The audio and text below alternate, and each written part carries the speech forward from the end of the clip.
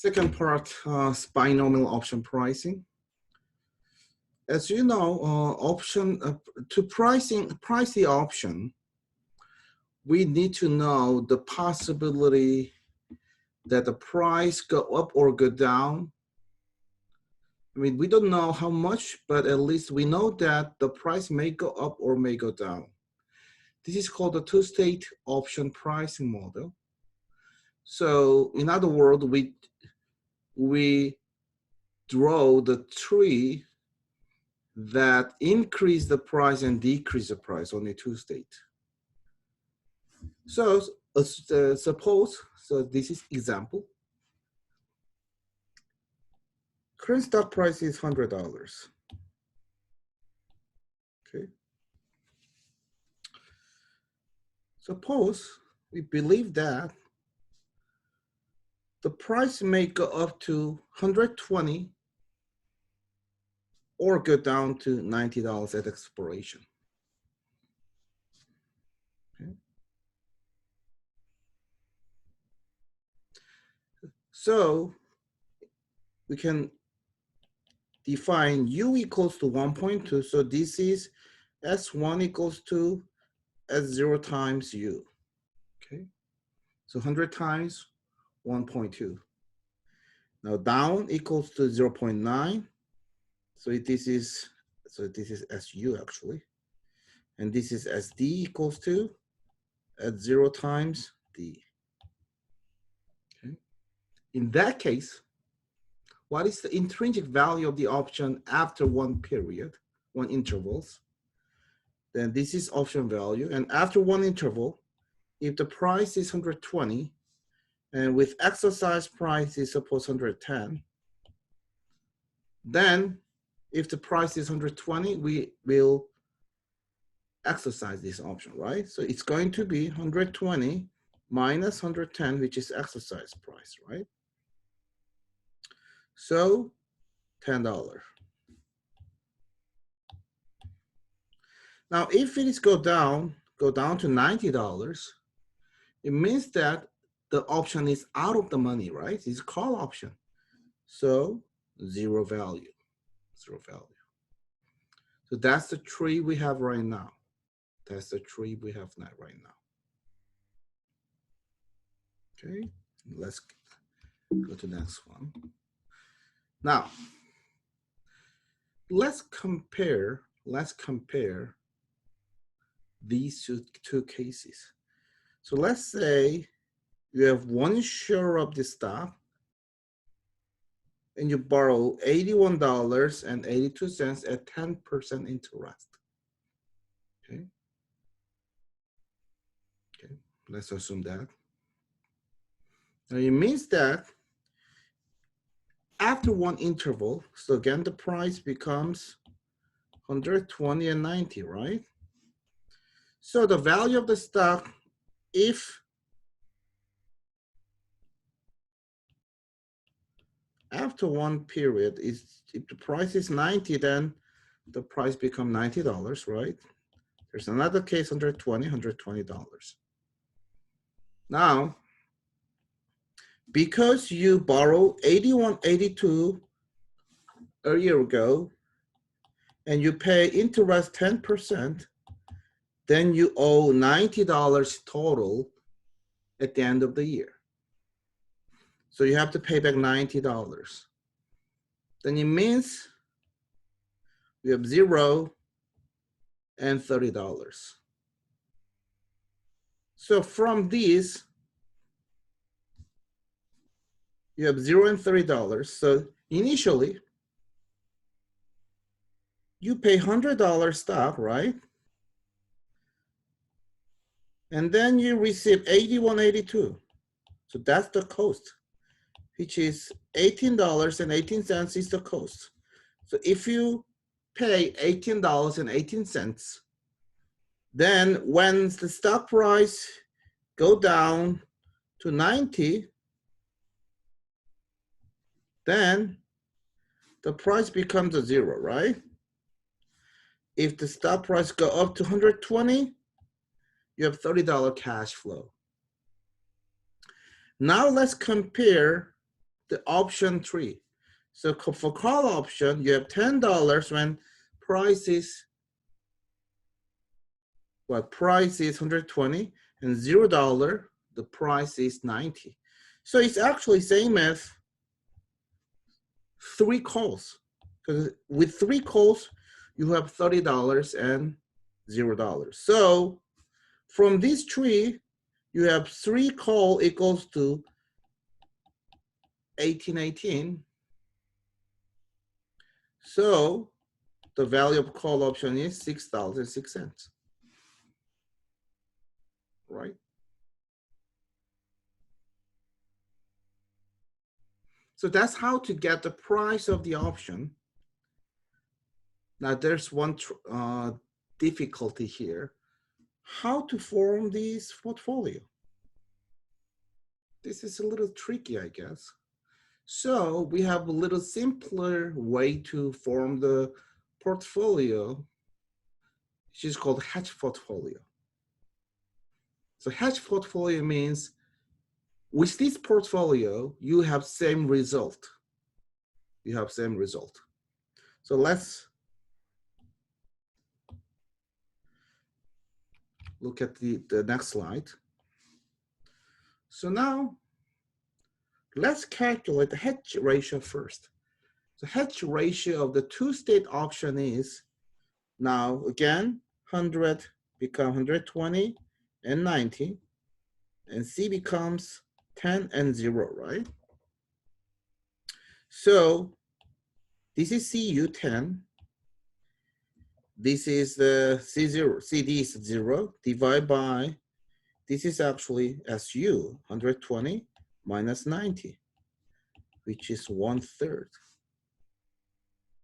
So it means that if you hold 1/3 share of stocks with writing a call option, will be hedged portfolio. Okay. So if you have hedge ratio, then this, you basically have H shares of stock plus right call. So H share minus C lead to the call, the hedge portfolio. Look at this table. This is a little changing because we have 1/3. So instead of 1/3 of shares, you can rewrite this. If you have 1 share, then you write 3 calls, right? That's same as 1/3 of shares plus writing 1 call is same as 1 share with writing 3 calls. So you have 1 share and writing 3 calls. Now suppose now after 1 intervals, there are 2 cases, right? Your stock price become $90 or $120. If it is 90, then the value of stock is 90. And because you don't exercise this option, the value of the option is equal to 0. So it's the $90, right? If the stock price is 120, then the price is 120. And you have $30 because you have $10 per call. So write or call means you have to follow the decision of the option holder, right? So if your option holder decide to exercise it, then you have to pay. You have to pay $10 per call. You have 3 calls, so you have to pay 30 calls, which means eventually your net payoff is $90. So any cases, you have $90 payoff. So with this, we can rewrite. So let's rewrite this in whiteboard. So you have 1 share, right, with 3 calls writing equals to $90 one period later, right? One period later. So you have to discount back to the present. And if the interest rate is 10%, then it's going to 1.1 divided by 1.1, right? So because we have one period. So one share is now $100, right? 3 call equals to 90 divided by 1.1, which is 81.82. So 3 call equals to $18.18. So call option is $6.06. Basically same way, same result, right? I mean, you may use 1/3 of share minus call too, and it's gonna be $30 divided by 10%. Exactly same. So two-state option pricing with one interval can be calculated like that. I recommend you practice this one after taking this lecture.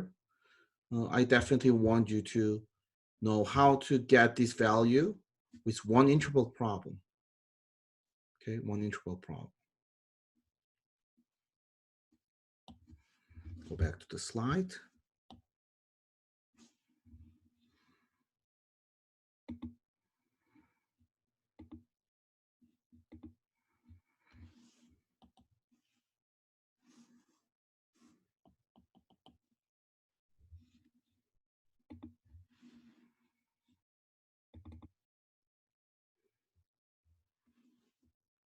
Now,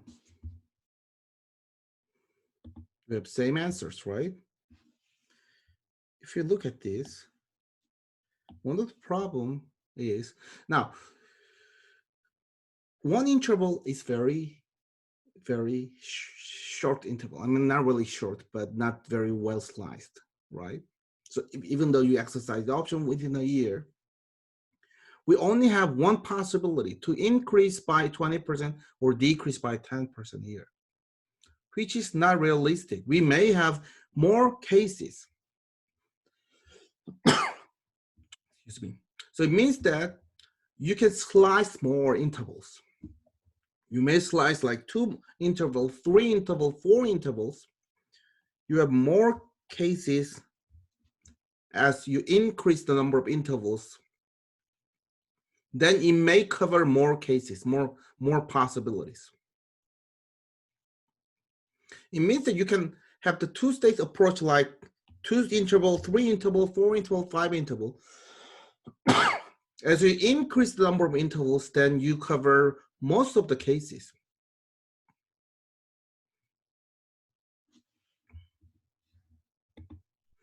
So example 16.1 actually show the 2 interval problems.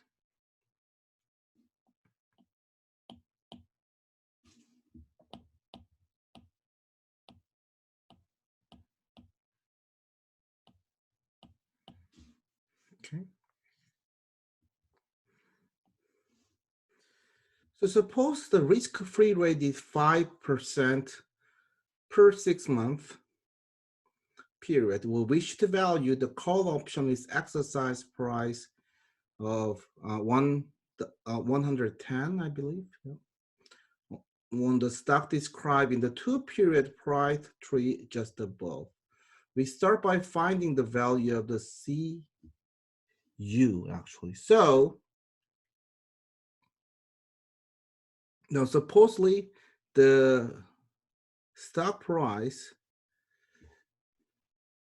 so like stock tree is like this. To start from 100,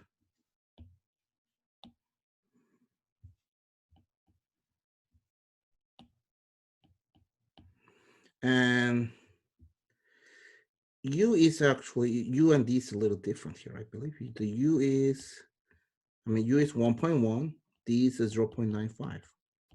Okay, this case, let's draw the stock tree. So $100 become 110 and 95 is with one interval, and next interval, now this may be SUU, so 110 times 1.1, which is 121, all right?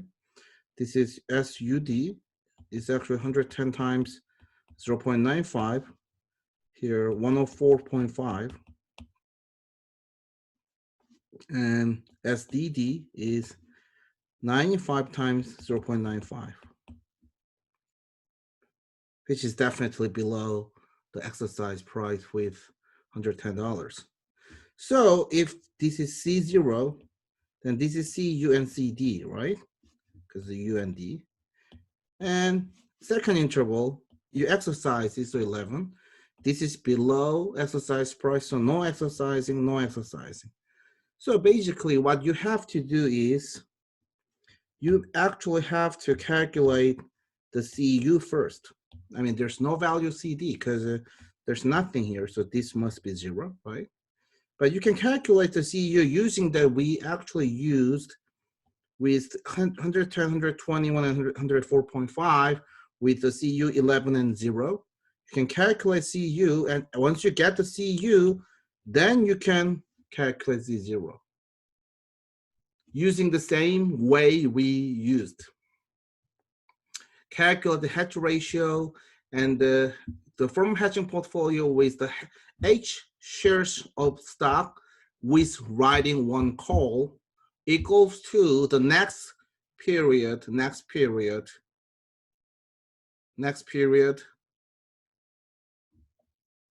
payoff, right? And you have to discount back to the present. So this case is 5% because what? If the interest rate is 10% per year, then every 6 months, 2 interval is 6 months, right? Every 6 months, you can get 5% interest.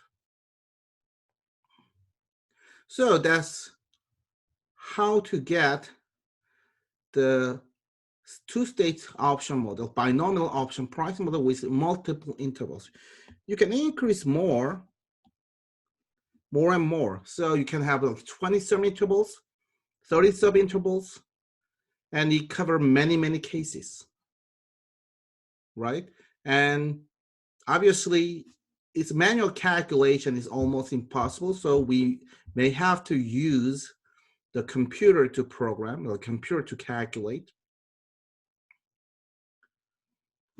I mean, that's possible, obviously.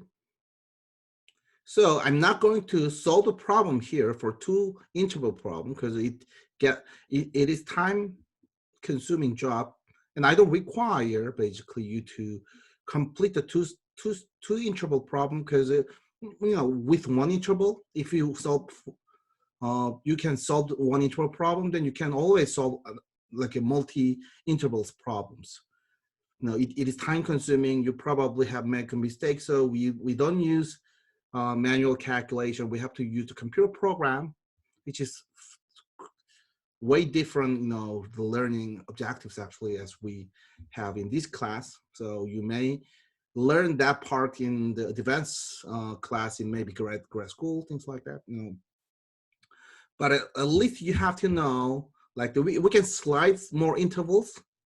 You can add more intervals, and you just take it back from the very end, many cases to the present, using the same way that we learn with the one interval problem. Okay.